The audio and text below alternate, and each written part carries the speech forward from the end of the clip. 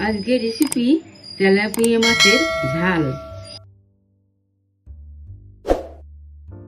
একটা বড় সাইজের টমেটো কেটে এটা আমি মিক্সিতে দিয়ে পেস্ট করে নেব।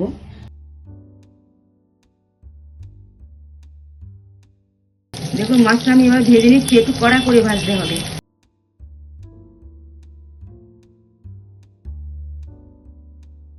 দেখুন মাছটা আমি ভেজে নিয়েছি কড়া করে। কালো জিরে ফোড়ন দিচ্ছি, একটু বেশি করে দিতে হবে। এবার রসুন বাটা, আদা বাটা,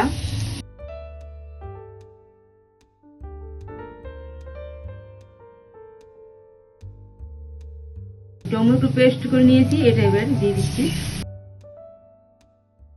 1 চামচ জিরের গুঁড়ো, 1 চামচ ধনের গুঁড়ো,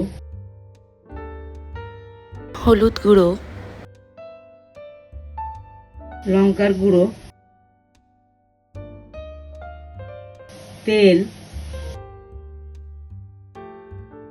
এগুলো আমি একসঙ্গে ভালো করে মিশিয়ে নেব।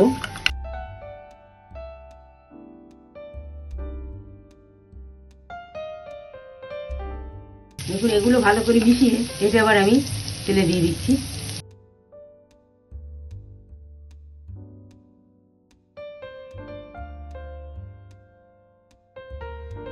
এবার লবণ, তেল এবার ছেড়ে এসেছে।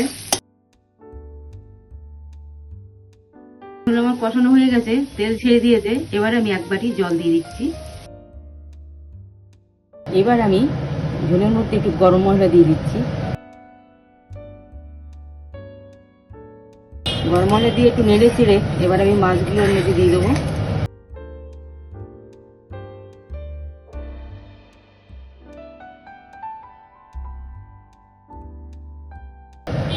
এটা আমি 10 মিনিট ফোটাবো।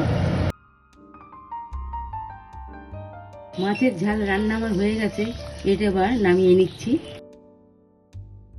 আমার চ্যানেল যদি আপনাদের ভালো লাগে শেয়ার করুন, লাইক করুন এবং সাবস্ক্রাইব করুন।